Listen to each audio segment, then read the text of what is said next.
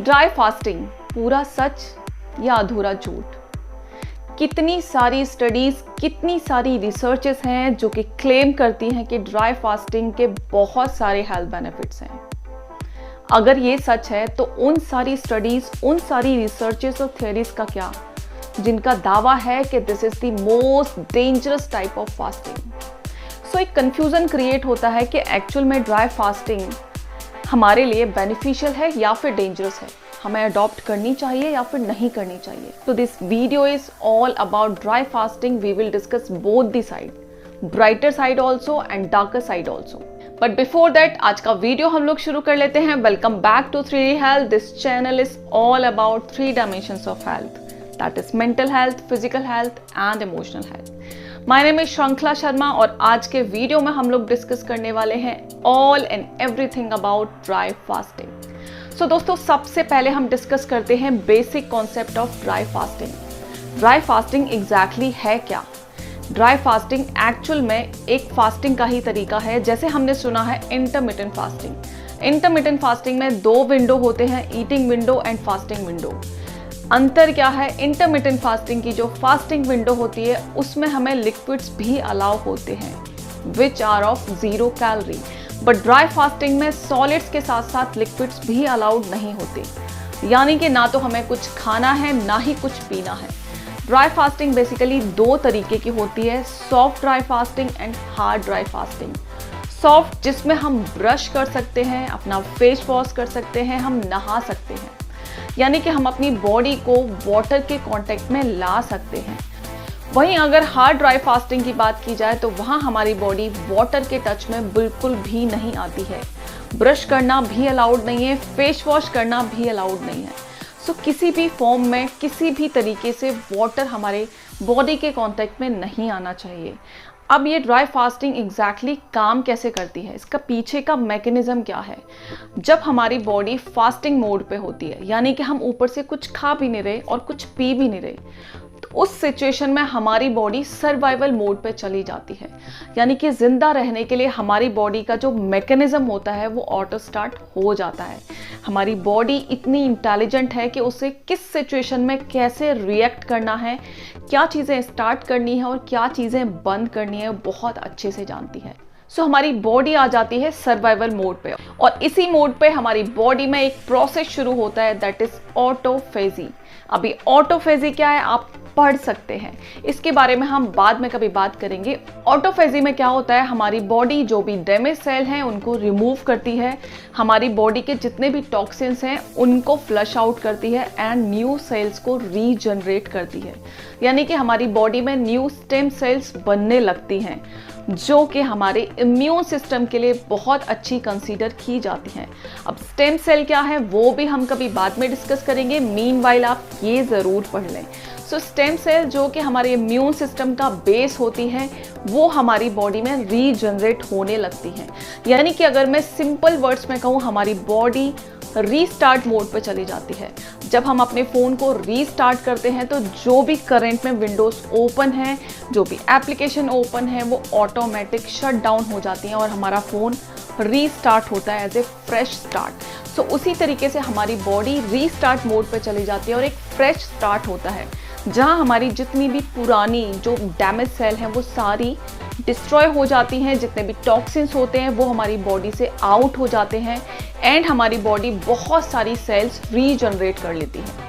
जब भी हम खाना खाते हैं तो हमारी बॉडी की मैक्सिमम एनर्जी वेस्ट हो जाती है उस खाने को डाइजेस्ट करने में, लेकिन इस फेज़ में, इस फास्टिंग फेज़ में जब हम कुछ खा भी नहीं रहे और कुछ पी भी नहीं रहे, तो हमारी बॉडी की जितनी भी एनर्जी है वो फोकस करती है रिजुविनेशन पे, रिपेयरिंग में, ग्रोथ में एंड रीजनरेशन में। और यही मेन हेल्थ बेनिफिट्स हैं इस ड्राई फास्टिंग के। तो इस फास्टिंग को कैसे ब्रेक करना है और क्या चीज़ें हैं जो कि आपको याद रखनी है इस फास्टिंग को अडॉप्ट करने से पहले, हम डिस्कस कर लेते हैं। सबसे पहली चीज़ हमें याद रखनी है, जो लोग न्यू कमर्स हैं, जो लोग फर्स्ट टाइम इस फास्टिंग को अडॉप्ट कर रहे हैं, वो लोग ध्यान में रखें। सबसे पहले हमें अपनी बॉडी को 24 आवर बिफोर इसके लिए रेडी करना होगा, यानी कि हमें अपनी बॉडी को वेल हाइड्रेटेड रखना है फॉर नेक्स्ट 24 आवर्स। जो लोग न्यू कमर्स हैं, जो लोग फर्स्ट टाइम इसको ट्राई कर रहे हैं, पहली बार में प्लीज़ 10 to 12 आवर की विंडो रखें, फास्टिंग विंडो, और कोशिश करें वो इवनिंग से नाइट में कंटिन्यू करें, ताकि आपका ज़्यादातर टाइम सोने में निकल जाएगा एंड मॉर्निंग इवनिंग का टाइम बहुत ईजिली मैनेज कर पाएंगे। इन केस फिर भी अगर आपको डिजनेस होती है, कोई भी प्रॉब्लम होती है, इमीडिएटली इस फास्ट को ब्रेक कर दें, क्योंकि फर्स्ट टाइम में आपको बहुत ज़्यादा रिजल्ट नहीं होना है, धीरे धीरे आपकी बॉडी इसकी हैबिचुअल होती जाएगी। इसके अलावा हमें और भी बहुत सारी चीज़ों का ध्यान रखना होगा। लाइक जो बिल्डिंग फेज है उसमें हमें प्रॉपर पानी पीना है, अपने लिक्विड्स के अमाउंट को बढ़ा देना है उस टाइम में। सो इसके लिए हमें ज़्यादा काम करना होगा अपने बिल्डिंग फेज पे। जब भी हम अपने फास्टिंग को एंड करेंगे, एंड हमेशा एक लिक्विड से करेंगे। आप थोड़ा सा पानी ले सकते हैं, उसके बाद कुछ जूसेस ले सकते हैं, स्मूदीज ले सकते हैं, या फिर सूप ले सकते हैं। आप डायरेक्टली सॉलिड पर जंप ना करें। बिल्डिंग फेज में भी आपको बहुत ज़्यादा जंक फूड नहीं खाना है, बहुत ज़्यादा मीठी चीज़ें नहीं खानी है, बहुत ज़्यादा सॉल्टी चीज़ें भी नहीं खानी है, एंड आपकी डाइट में आपको इंश्योर करना है लिक्विड्स का अमाउंट ज़्यादा से ज़्यादा हो, ताकि आपको डिहाइड्रेशन की प्रॉब्लम फेस ना करनी पड़े। आप जब भी ड्राई फास्टिंग कर रहे हैं एक पर्टिकुलर इंटरवल पे करें, बट इसकी फ्रीक्वेंसी शुरुआत में थोड़ा सा कम रखें।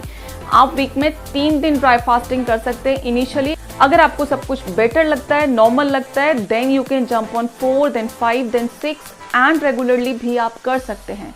क्योंकि पुराने टाइम में अगर हम देखें, हमारे पूर्वज शाम को बहुत जल्दी खाना खा लिया करते थे, और उस टाइम से लेके मॉर्निंग में नहाने तक वो कुछ भी खाते नहीं थे, कुछ भी पीते नहीं थे। सो इट मीन्स वो ड्राई फास्टिंग ऑलरेडी कर रहे थे और डेली बेसिस पे कर रहे थे।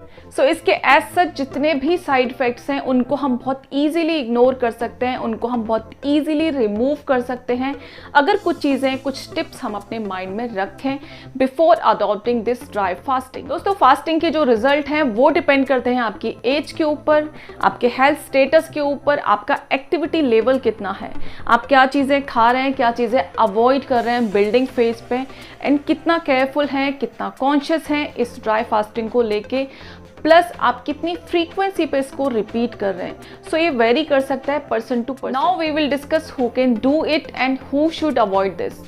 वो लोग कर सकते हैं जो कि प्रॉपर हेल्दी हैं, जो किसी मेडिकेशन पे नहीं हैं, जो किसी बीमारी की दवाइयाँ नहीं खा रहे हैं, वो 100% इसको फॉलो कर सकते हैं।